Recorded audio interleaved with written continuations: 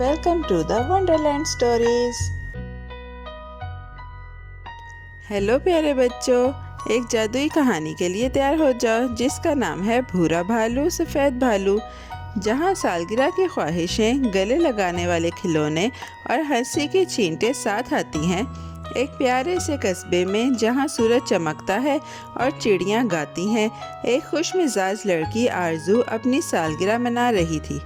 उसे बहुत खुशी हुई जब उसकी सबसे प्यारी दो हस्तियाँ दादी माँ और नानी माँ ने उसे तोहफे दिए।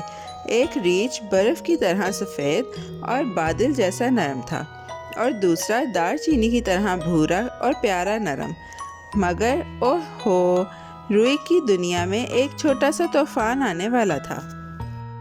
ये रीछ तो बिल्कुल परफेक्ट हैं, आरज़ू खुश होकर बोली और दोनों को ज़ोर से गले लगाया। मैं हमेशा इनसे प्यार करूंगी। लेकिन दादी और नानी को शक था, उसे सफ़ेद रीछ ज़्यादा पसंद है, आखिरकार वो मेरा दिया हुआ है। दादी ने आंख मारी और आहिस्ता से कहा, बिल्कुल नहीं। नानी हंसी, मेरा भूरा रीछ ही उसका असल फेवरेट है। और यूं दोनों नानियों के बीच एक मज़ेदार सी बहस शुरू हो गई। बेड पर बैठे दोनों रीछों ने एक दूसरे की तरफ देखा और तभी शरारत की असल कहानी शुरू हुई। उसी रात जब रोशनी बंद हो गई और चांद ने पर्दों से झांका, दोनों रीछों ने अपनी नरम टांगें हिलाईं और जी हाँ, वो जिंदा हो गए। जाहिर है आरजू को मैं ज़्यादा पसंद हूँ, सफ़ेद रीछ ने अपनी चमकदार बो को ठीक करते हुए कहा।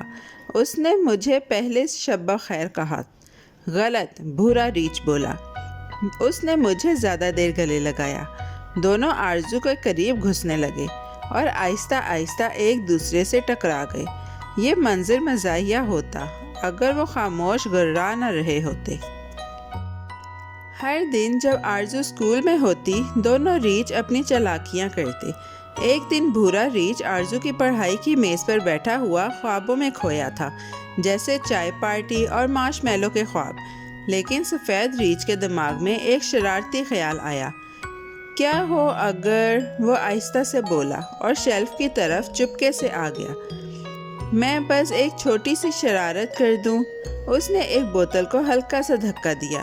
छपाक, जामनी चमकदार स्याही आरजू की किताबों पर गिर गई। जब आरजू घर आई वो चौंक गई। और नहीं, मेरा होमवर्क। उसने भूरे रीछ की तरफ देखा जो मासूमियत से गीली किताबों के दरमियान बैठा था।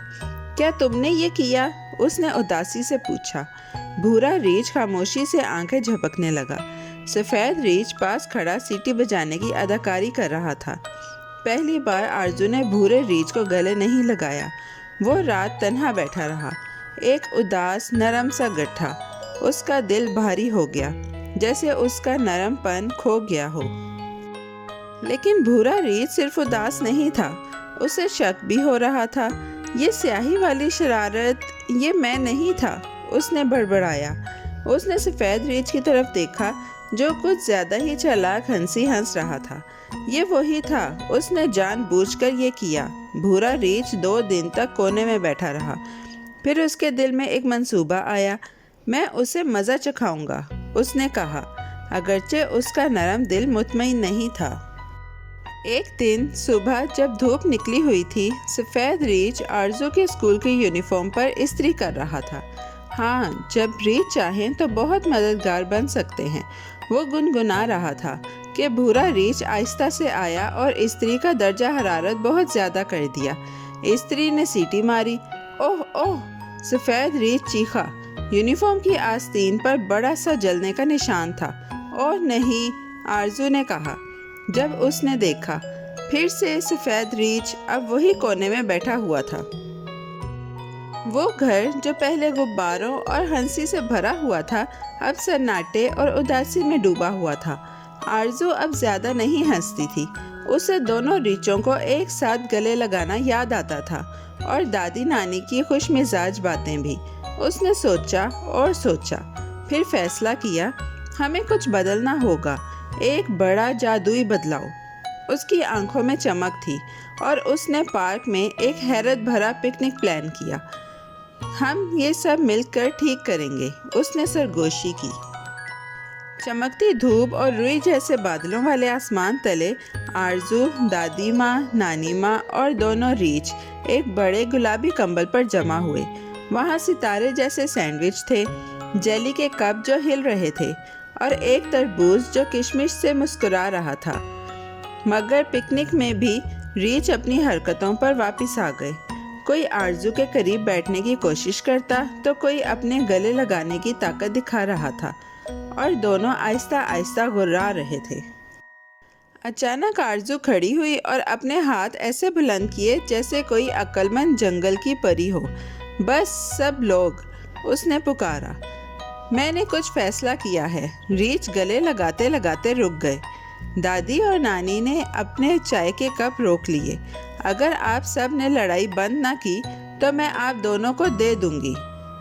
मैं ऐसा नहीं चाहती, मगर मैं बहुत उदास हूँ। उसकी आवाज़ एक पत्ते की तरह कांप रही थी। हवा रुक गई, परिंदे सुनने लगे और रीछ, उनके बटन जैसी आंखों में आंसू आ गए। ओह नहीं, सफ़ेद रीछ चिल्लाया और उसकी तरफ दौड़ा।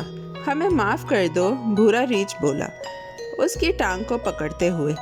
दादी और नानी ने एक दूसरे की तरफ देखा और हल्के से हंसी। हम वाकई थोड़े से बेवकूफ़ बन गए थे, है ना? दादी ने कहा। हम सबसे अहम बात भूल गए। नानी ने कहा कि आरजू का प्यार कोई मुकाबला नहीं है। सब हंसे, फिर एक बड़ा सा ग्रुप हग किया, ऐसा जो आपके गालों को नरमा देता है और दिल को कोसे कज़ा से भर देता है। उस दिन के बाद सफ़ेद रीछ और भूरा रीछ बेहतरीन दोस्त बन गए। वो अब रस्साकशी नहीं करते थे, बल्कि छुपन छुपाई खेलते, मिलकर चादरों के किले बनाते और कपड़े भी साथ इस्त्री करते, बहुत एहतियात से। दादी और नानी अब पहले से ज़्यादा हंसती थीं और आरजू वो हर दिन खुशी से घूमती थी। तो प्यारे बच्चों, याद रखो, ये ज़रूरी नहीं कि कौन पहला है या कौन सबसे अच्छा। सबसे अहम बात ये है कि प्यार बांटना, मुस्कुराहटें फैलाना और एक दूसरे के साथ ऐसे जुड़ जाना जैसे कोको में मार्शमैलो। फिर मिलेंगे प्यारे बच्चों। दिल बड़ा रखो और गले सबसे भी बड़े। प्यारे बच्चों, कैसी लगी आपको ये कहानी? ऐसी ही मज़ेदार कहानियाँ सुनने के लिए हमारे चैनल को लाइक, सब्सक्राइब और शेयर करना मत भूलिएगा। Bye bye.